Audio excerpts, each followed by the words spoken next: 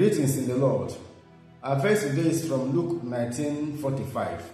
Then Jesus entered the temple area and proceeded to drive out those who were selling things, saying to them, "It is written, my house shall be a house of prayer, but you have made it a den of thieves." Our verse today runs from verse 45 to 46 because they form one single sentence and they are better taken together. Here we have Luke's account of the cleansing of the temple. In this episode, we have at the back of our minds 1 Maccabees 4:36, where Judas Maccabeus and his brothers, after crushing the enemies of the Jews who defied the temple, decided to purify and rededicate the sanctuary. In the Gospel of Luke, this is the first time Jesus returns to the temple since he was a boy of 12 years, as in Luke 2:41 to 52. His entry into Jerusalem begins and ends at the temple. As Jesus approached the city of Jerusalem, he wept over it, and as he entered the temple area, he was dissatisfied and decided to cleanse the temple in a prophetic act which shows the extent of decay in the religious practice of the Jews. People were selling various items necessary for pilgrims to offer sacrifice at the temple.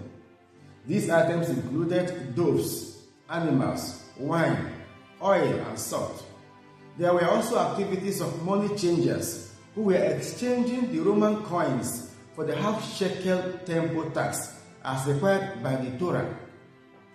There were charges connected to these transactions, and some of them were built in for the benefit of the high priest's family. These practices may not have been bad in themselves, but the manner they were carried out was bad. So Jesus denounced the hypocrisy and injustice, as well as the excessive commercial interest in the house of God. To justify the action of Jesus, Luke cites Isaiah 56 verse 7, "My house shall be a house of prayer."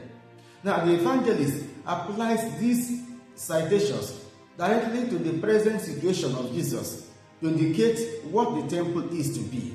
Indeed, a house of prayer, a place of appropriate worship of God. And he also cites Jeremiah 7:11, who says, "Has this house which bears my name become in your eyes a den of thieves?" Now the place of worship has become a gathering place for thieves and criminals.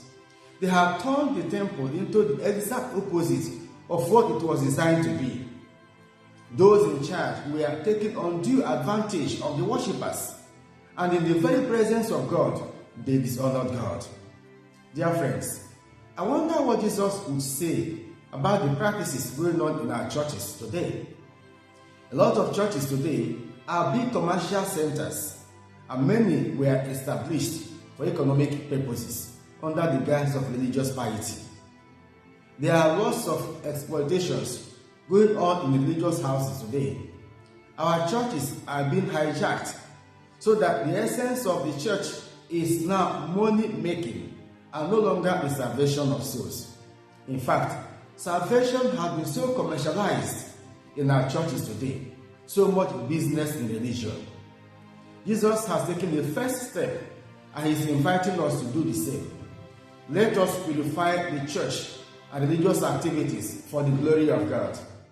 We are also invited to purify the temples of our bodies. And this is very important because, as St. Paul reminds us in 1 Corinthians 3:16 to 17, "Do you not know that you are the temple of God, and that the Spirit of God dwells in you? And so if anyone destroys God's temple, God will destroy that person, for the temple of God which you are is holy." Many people have turned their bodies into commercial items and centers of business activities. Some are even changing their bodies through transgender operations and activities. Jesus is warning us today, "My house is a place for prayer." Stop turning it into a den of robbers and criminals. May God give us the courage and the grace to keep holy the church and the temple of God, so that our sacrifices and petitions will be acceptable in His sight. Amen. God bless you. Have a nice day.